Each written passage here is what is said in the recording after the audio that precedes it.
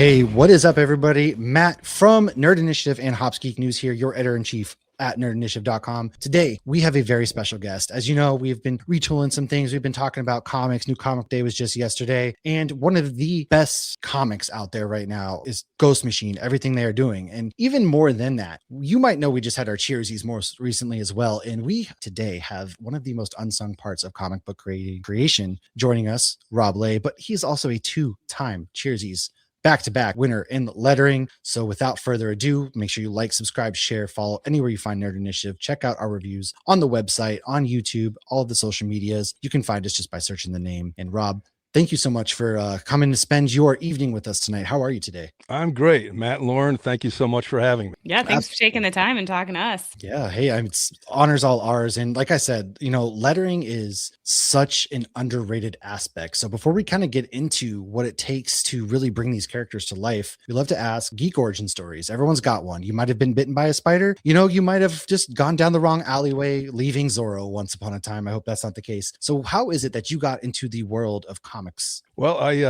I went to the Kubert School. I'm a graduate there, Ooh. as are so many others that are in the industry now. And I did 2 stints at there. I went right after high school, way back in the 1920s. I went so for Lauren a was year. probably there too. Okay, sweet. And then He likes making old jokes. well, when you got a face like this. And then after a 5-year layoff, I did some other things, and I worked my way back advertised at a small firm. And then I realized I was going as far as I was going to go there without any more education. So I went back to the school and graduated. And not long after that, started working at DC. Well, did you always love comic books? Like, did you read them growing up as well? Yeah, I did. I started with comic strip. Oh wow! Yeah. Sunday funnies were a huge thing for me as a kid. Actually, one of my uncles was a reporter for one of the New York papers, the Journal American. I guess he was cool. back in the 60s probably. So the New York newspapers, the Daily News in particular, on Sundays when they'd have the outer part of the newspaper would be wrapped with the funnies, and that was that just kind of blew my mind. You would go out there and get your hands on that, and hey, this is awesome.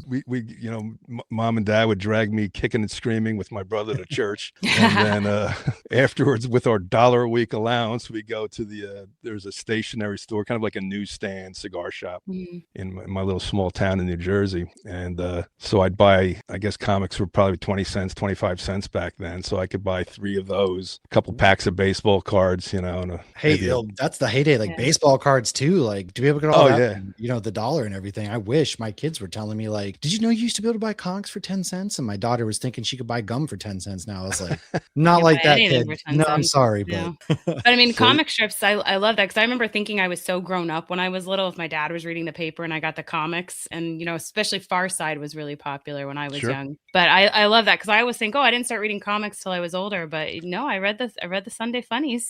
So it goes further back. That was, that kind of led me into it. Now, my mom grew up in the Bronx. She was kind of like a tomboy. She read comic book in the 40s, as a girl. Mm-hmm. I wish Grandma had saved some of those. Oh yeah. Oh my gosh. That would have been nice. So my mom always had kind of an interest in it too. So both my parents kind of supported me when I started drawing. Dad would swipe office supplies and bring that home for me so I could draw. That's awesome. And then stopping off from work on the way home, he'd get probably a carton of cigarettes, and then he'd pick up a random comic book for us to read. Cool. Kind of led us into it. Yeah, I mean, that's really awesome too, especially in that where comics were big, but at that point too, they you had some kind of dips, through Batman and stuff was dipping there, the popularity, but for your parents both to kind of foster that as well. Like, did you have a favorite hero or anyone that you were particularly drawn to at that time? Yeah, I was the Fantastic Four was my favorite. Oh. Yeah, I mean, Johnny Storm. In fact, in 1975, the first week of 6th grade, I broke my shoulder. We had a big jungle gym in our yard, and I was playing Johnny Storm, trying to jump from one side to the other, and I didn't quite stick. Oh no! He's wishing he was Mr. Fantastic instead, and he's like, no. Now I'm picturing that scene in Deadpool and Wolverine when Johnny falls off the thing after he gets blasted by pyro and just collapses and his arm goes backwards. Yeah, well, it came behind my back. I thought I tore my. Oh my that's gosh. terrible. So that was 6 months in the sling. And I remember that Christmas getting, I think, Son of Origins. You remember Marvel put out the Origins books? Yeah. Oh, do you still have all the original books that you got from those days? Because I have the original. They weren't calling them trades then, but I don't have any of the comic books themselves. I sold them off, I don't know, maybe 10 years ago, because I just had long boxes of them. I realized I was never going to look at them again. Closet right now, and I was going through it. I'm like, oh my god, what do I do with all of these right here? So I'm right there with I bought property with them. Hey, that's the smartest thing right there. Turn your hobby, your passions into a nice, comfortable place to live or hang out. Yeah, I had my fun with them, so it's time for somebody else to enjoy them. And that's the good thing too, is you can pass them down or whatnot. Kind of make sure they sell them off. They hopefully go to a good place and they get passed down. And then who knows who picks them up at that point.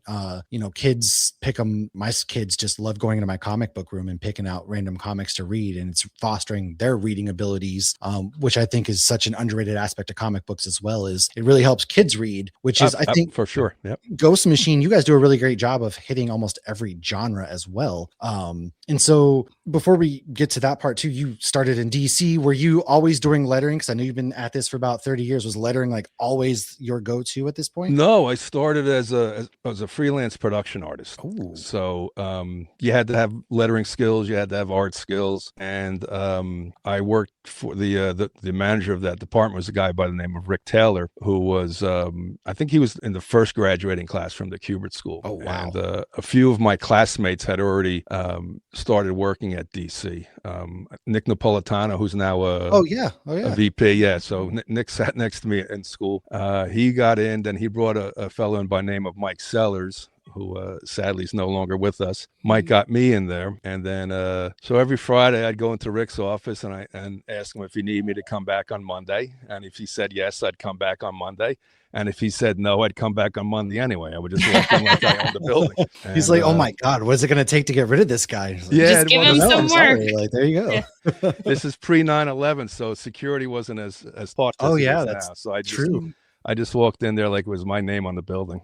And after a while, they said, all right, let's give this guy a job. Right. If he's going to be here anyways, let's put him to work. He's here. He's but it was it was like going to grad school, because we were doing, all different aspects of it. And it wasn't just dealing with the periodicals, but I was working with design teams and special projects and corporate comics and all that. So I got to see different aspects of it. It was a wonderful training experience. And then I started inking while I was on staff. So it started with the guy who sat next to me lost a page during lunch somehow from Deathstroke, and Rob Simpson, who was the editor at the time, was kind of in a panic. He said, "This has to go out tomorrow." He says, "I have a Xerox of the pencils. Could you ink this overnight?" And I did. So it led to like a couple pages here and there, and then full books. So I would I'd work all day in the city, then it was a 2-hour commute home, then I'd stay up all night long inking, because they weren't giving me a break on the deadlines. I had the same deadlines as anybody else. So. You said, hey, wait, this is coming out tomorrow, and I have how long? Oh God. Yeah. And you still have to get all your other work done. Yeah. A couple of years I was getting by on about 3 hours of sleep. My God. And they don't have all the energy. I built up enough work to go to ink. So I freelanced as an inker for about 11 years. So having done multiple things and creating comic books, do you have a preference of what you enjoy the most? I don't miss drawing. I went into lettering because all those years of doing that, I kind of blew out my hand. I've got some nerve damage. So if I try to hold a brush within, 10 minutes, I'm numb from my elbow down. Oh my gosh. So I kind of rediscovered I loved lettering as a class in school. But back in my days at the advertising agency, I liked working with type. So the two kind of came together. The timing was right. DC wanted to start the new in-house lettering department, and my old pal Nick was heading that up. So he and Kenny Lopez hired me as the first staff letterer. Oh, that's awesome. And now you're the go-to Ghost Machine letterer. Yeah. So Oh, go ahead. Yeah, so I mean, I'm glad that I was an inker. I'm glad I did it, but I like what I'm doing now. I like what I'm doing now, I think, more than this then. is a great way I to mean, yeah. be around the industry still too, you know, because I know you mentioned you did it forever and kind of can't do it much anymore, but that might be tough to transition to. But luckily you have the right place, right time, and the skill set to really transition and still be around the industry. And I'm sure that's got to be like, thank God I did this or that, or was in the right place at the right time. Yeah, it's like, anytime a crisis is thrown at you, in my case, it was kind of like a little health crisis. I mean, I could do anything, Sure. Yeah. I'm not crippled or anything like that. It's just that I can't do that professionally. But anytime you get a crisis, you can look at it as a way to just stop what you're doing and give up, or you can look at it as an opportunity to pivot and to, and then good things can happen. Absolutely. You never know good what things doors happen. will open. Yeah. That's awesome. Now, with lettering, I feel like it's one of those things you don't notice when it's great, but you notice when it's terrible. And I feel like that's why we were saying lettering's kind of like the unsung hero, because if it's phenomenal, you're just totally engaged in it and in the story. So a lot of people will think, oh, it's just copy and paste. So can you tell us exactly, like, break down what all goes into it? Because it's not just the writing the letters of the story. You have to find the placements and all those cool action words and everything. So tell us a little bit of like what that's like when you get a comic book and what all you have to go through. Sure, Lauren, that's a great question. So the way I look at it is I'm the first person that sees the art and the script married together. Up until that point, they're separate components. So when I start laying down the letters, I feel like I'm the first reader, seeing everything. So I really see myself as kind of like an advocate for the person who's going to be reading the book. So I'm trying to put myself in their shoes, and I'm trying to, especially with placements. I think that's the longer I do this, the more I realize that's probably the most important skill, because that really helps the story flow. It presents the story to the reader, and if it's done poorly, you're just throwing up visual speed bumps. Well, it can take away from the artwork if you're just kind of like throwing things around. So you have to tactfully kind of place it and learn where things go to, like you said, to make it flow. Right. I mean, you want to help them. Ideally, the artists and the writers do their job, so it shouldn't be too tough, but it's problem solving. And sometimes you say, all right, if I lay it out like this, I'm going to confuse the reader. If I do this, I'm going to lead them through the panel. There might be an aspect in the panel that is a small detail, but it's pertinent. So you want to try to put an element there that kind of brings attention to the reader to that aspect of the storytelling. Now, I've read Geiger, Hornsby and Halo, Rockefellers, Hyde Street, all of it, and I've never had an issue where I was like, wait, what just happened? Like, it's always gone smoothly. So do you feel like because you're one of the co-founders of Ghost Machine, you've been in this from, the ground up, and do you feel that you find it a little like smoother of a transition to do the lettering for Ghost Machine because you know these stories and these writers so well? Or do you feel like it's very similar to when you were at DC? It's similar to DC, but certainly there is a familiarity now that I'm working with these people on a daily basis, and I you get kind of a more intimate handle on what they're looking for, which is not to say that every now and then I won't, I'll call Tomasi up, he'll introduce a new character, and I'll say, just give me what's going on with this person, just to give me an idea if I should be doing anything special. Like, oh yeah, actually, that's a really good point. Speaking of, anything special with the character introduced, there are so many comic books out there that vary from horror to action to the more science fiction, and your lettering's more often not. The lettering is the voice of these characters. Do you find it easier to slide in between the different voices of these characters across the comics, or do you have a method to kind of set yourself into that mindset? Like, okay, I'm doing Redcoat now, so I got to tap into Simon's British aspect, for example. No, it's a pretty quick slide into the shoes of whatever book that I'm working on, if that makes any sense whatsoever. Oh yeah, for sure it does. I mean, you have to remember, so when I was working at DC, I was there's a time where I was lettering like 16 to 20 books a month. Wow. So it's it's a book a day, and then you move on. So it's not like that, thankfully, with Ghost Machine. But that was that was great frontline training. Yeah, so thrown into the fire, so to speak. Yeah. So I have a short memory, it seems. Some people you can say, you can ask them about what happened in Batman issue 233. I'm like, I don't remember what I did 2 days ago, because you have to kind of wipe it out of your head as you move on to the next project. I can't Right, you there's gotta only focus so on the much other room one. in this old head of mine. So I like to keep the current project in. And Well, that even makes sense. just as a consumer of comics, when the comic books have that opening and they catch you up on what you like, just to like a previously on, Yeah. I love that. And Ghost Machine always does that perfect because I'll be reading that and I'll be like, oh yeah, okay, now I remember exactly what the last thing was I read, whether it was a month ago or 6 months ago, and that's Yeah, because fantastic. not I wish everybody every reads it comic from did issue that. one on, right? Oh yeah. Right. And even just reading it month to month, I will forget because I'm reading, 20 other comic books and a novel, and you have kids and you have work and you have life. And you Yeah. just, I don't remember what Wolverine was doing last month. You got to remind me. Who are you again? Like, Yeah, it's Right. supposed to be you're fun, right. not homework. Yeah. Exactly. And I Oh, love how Ghost Machine does that in all of their comic books. So some of the comics, like I've noticed Rook, one of the recent Rooks had so much dialogue and it's such gorgeous art. So is it ever challenging to get so much dialogue in there? Like, do you ever have to be like, no, we need more pages. I don't have enough space. I don't think I've been painted into that corner yet. Jay's really good, even though it looks like there's a lot going on. He seems to leave me just the right amount of space. And then I'll, sometimes I can take a liberty. I might divide a caption up into two. But I've never had to say, can you, guys put in, throw up the white flag and say, we need another page. They're professionals and I don't have that problem.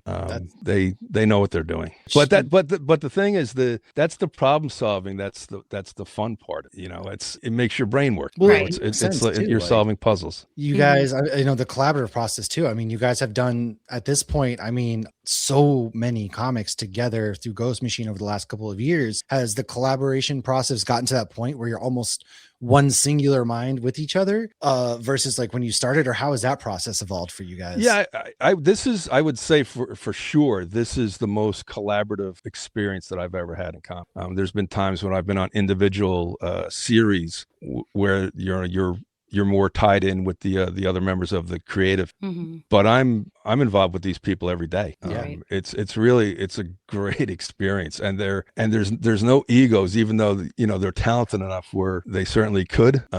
Sure. But every one of them to a person invites suggestions. It's not it's my way or the highway. Right. They're very open to it, and that's something I guess that probably started with Jeff. Jeff is one of the most collaborative people I've ever met in my life. He loves working with other people, and he's kind of created that environment for all of us. It's such a healthy working it's relationship. got to be nice to hey, going into work, you look forward to it because it's what adventures are we getting into today kind of deal. And just having that healthy environment also makes the job aspect easier, which makes it fun. And I know it's comic book, so everybody assumes everything's fun all the time, but still work. It's still work at the end of the day. Yeah. And so going into an environment like that is got to be awesome. Yeah, for sure. I mean, these relationships are important, and it's not all comics that we're talking about. There's all day long, my phone is pinging with, somebody having, throwing a shot at somebody, or, just talking about something completely off,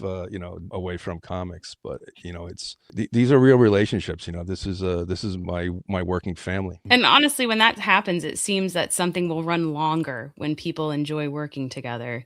So that's great to hear, because the stories you guys are creating are fantastic, and I hope they continue. It comes for across years on the and years. pages too, that you can tell you guys are having fun as well. It really, through everybody's work, you can just really tell that the comics you guys are putting out, everybody's loving It's a the labor of stories. love. Yeah, exactly. For sure. I mean, we're in this for the long haul too. So as long as we're entertaining you till people, he's 90, and you people keep going Buying back to them. the stores, we'll keep making them for you. Absolutely. Sounds like a plan. I think I can commit to that. So is there in doing all these different comics, and like we mentioned before, and if anybody hasn't dove into Ghost Machine and you're listening, like there's horror, there's historical fiction, there's a genre everywhere for everybody. Yeah, exactly. It's there's awesome. apocalyptic future. Yeah, I'm loving the Rockefellers so much. That book Yeah, just Redcoat's speaks mine to me. and Lauren's all about the Rockefellers, which is amazing. Really but there's do really not a love bad it. book But out there. There's not.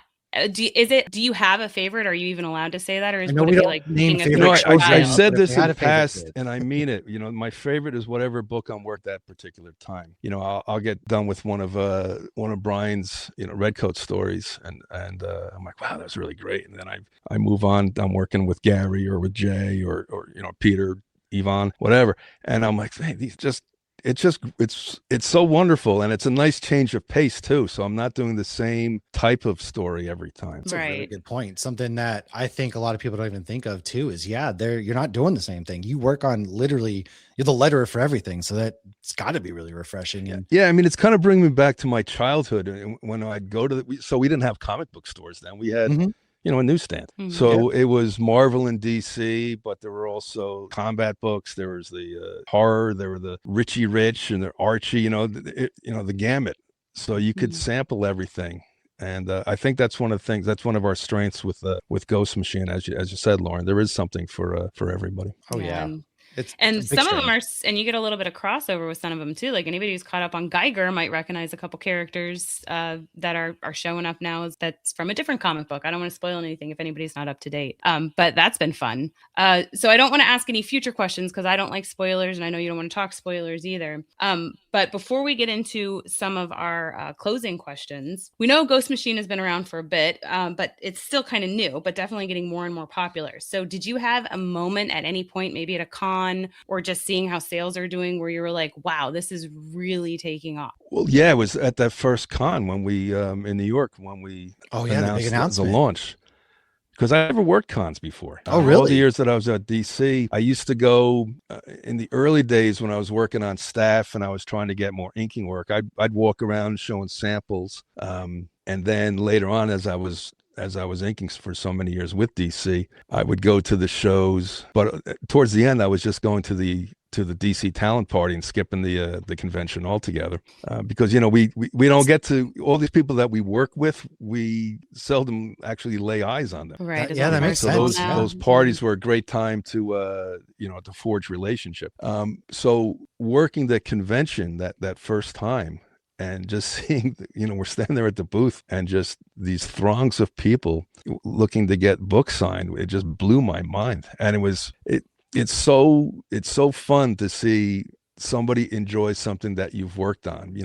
You work in a room by yourself all day long. So even though you're thinking about the fans, you don't deal with them, or I should say, I haven't dealt with them on that type of person. You're more removed, because you're doing all these books, and by the time the books come out, you're on the next one. Right, you're so far ahead down the line because you're getting these ready to go. Yeah, and it's just so cool to see somebody stoked about something that you've worked on, and that it means something to them. Right. And I mean, you've been around this for such a long time. You've gone to school for it. And so to pay off, especially in a world where comic books, I really, truly feel like they've always been there, but I feel like we've hit another wave of just fresh popularity right now, especially, and to see Ghost Machine. I mean, you guys are on coffee, Comics on Coffee, for example, the Ghost Machine brand. And that's one of my favorite flavors of coffee. And I got to start drinking coffee now. I've never had a cup. Yeah. See, there's Comics on Coffee. They have going to New York Comic-Con. They make lattes at the booth. They're really good. They have tea. They have a red coat tea, actually, they're working on, I believe. So if you're a tea person, they also have teas. Yes. Funny. I didn't know that. So it's really got to be, like you said, really might have amazing. To get that at MegaCon. Just to go out there and see. And do you ever kind of go to comic shops still today and just get that childlike feeling seeing your books on the shelves? A couple times a year I'll go to there's a place, and I'll give a little plug for Steve Conti in Lake Hiawatha, New Jersey. Funny Books. He runs a great little shop there, and it's nice to talk to you when I'm there. Sometimes I'm there looking for a rep, and you see somebody, you're looking out of the corner of your eye, you see somebody pick up a book that you've worked on. You should be like, oh, that Hyde Street's pretty good. I read that recently. I'm gonna have to look up where that, just because I know we're gonna be going to Red Bank and stuff, and I know it's a little bit northwest of. Yeah, it's in Morris County. The town is Parsippany, and Lake Hiawatha is a section of that. That's exciting. Well, make sure that we drop the link, especially in the chat, or not even the chat, sorry, the details of the episode. That way, anybody in that area, check them out. Like, hey, go local comic book shops. I mean, without them too, you guys do the hard work, but local comic book shops also, they're getting that stuff in there. It's getting that traffic in and really finding that book for you in there. So they absolutely deserve love as well. For sure, Matt. Yeah. And Steve's store is very family friendly too. You don't have to worry about, just anything going off the rails. All sorts of things. Sometimes you walk in a shop, you're like, oh my God, where am I at? But that's the beauty now too. I've got a small shop here, and he's been an owner for over 30 years. So it really makes me excited to see, my kids, especially walking in there and just, I'm seeing that next generation and passing it on. So that's getting a chance to go in there and find that reference or give references out. Can't even imagine, getting a reference of, hey, you should read that book, and turning around and there yourself right there. That's got to be such a fun moment. Like, yeah, I mean, I'm never going to shake down a kid and say, buy my book. He does. It's okay. But it is. I'm tempted to. Sometimes you'll hear a kid out there's like, listen here, buddy, what you that really down got to and pick pick this one up. up. You should pick up Hyde Street. It looks like, if he's not listening to his mom, you should really get them Hyde Street. Just That's stick into his stack when he's not looking. Yeah. There you go. My kids, I always tell them, any book you want, I'll buy. Like they can pick up anything. They always want Funko Pops at the comic shop, though. I'm like, I'm not buying you toys. I will buy you books. Comics. My son, for example, he's really big into Rook. He's 10 years old, and that one really speaks to him. And I'm like, heck yeah, let's do it. Let's get out there and pick anyone up. So for him, it's Rook. But again, there's not a bad choice. And I know we just talked about how conventions were kind of a new thing for you. Do you have any big conventions? I know we've met you at MegaCon before. That was actually the first MegaCon after New York City. So you guys were rolling out. Do you guys have in Florida? Big, yeah. Yeah, that was fun. Orlando. Yeah, I love we go there every year. Do you have any planned conventions? I don't know. I wouldn't be surprised if we have a presence I guess we'll have a presence in San Diego. I don't know what's between now and then though. What's happening? Just go where they tell you to go. So, yeah, I just just show up. Hey, you can leave your closet where you're working on all these comics and you're doing the really hard work, but hey, you're allowed out. We're gonna go on a quick trip. It's like, yeah, but then I bring my computer and a couple of monitors too, so I might be doing work in the hotel room. Oh man, yeah. Oh, I never a dull moment. It's true. I mean, these books are truly incredible. So got to keep the trains out on time. Yeah. Where can people find you? Where can they kind of follow you? I know social media is big for a lot of people. Where can they find you at?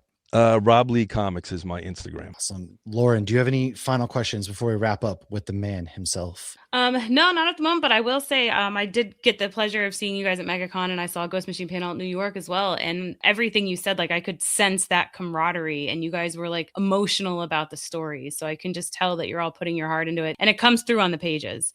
So I cannot wait for more stories to come out. And still patiently waiting for First Ghost. That I remember hearing about that at MegaCon. 2 years, and he was like, "You can't say anything. It's coming out." And I know, I can't wait for that one. That's probably my most anticipated. And I know you guys just announced another one that's coming out this summer, and I'm loving big it. Big announcements in February too. And it doesn't matter what book it is, you find relatable characters in their human stories, whether they're a time traveling family or an apocalyptic future. It's awesome. So thank you so much for creating these awesome comics. We love doing it. Yes. Everybody, thank you guys so much. And, Rob, again, we cannot thank you enough for coming on, getting to talk, get lettering. It's one of those just don't get enough flowers. So thank you so much for everything that you've done for the industry and for Ghost Machine and, just for comic book fans everywhere. Well, thank you. And thanks obviously to the fans. They're the ones that make this possible. It's true. Everybody, go check out Rob Leigh's work. Go find Ghost Machine. Get that book. It doesn't have to be Ghost Machine. Pick up a comic book, man. Find your way to a local comic book shop. If you start at issue 15, work your way back. It doesn't matter. Just pick it up. Find the one that's right for you. Make sure you find Nerd Initiative everywhere. New Comic Book Day is every Wednesday, but we also have a lot of good stuff going on. And there is a Red Coat movie being made, which I am so excited for. If they announce any sort of extras, I'm going to storm the set. I'm going to storm the set. I will be there because that's my favorite. So I'll be storming with you. I'll be trying to get them. Look at that. Rob and I are going to be going like, hey, and he's like, I worked on those comics. I'm like, sure you did, buddy. I'm like, I'm just the driver. So like, with your one eye, yes. But he runs into something. Oh my God. We'll catch everybody later on. Make sure you find us more what's coming on from Nerd Initiative. Cheers, everybody.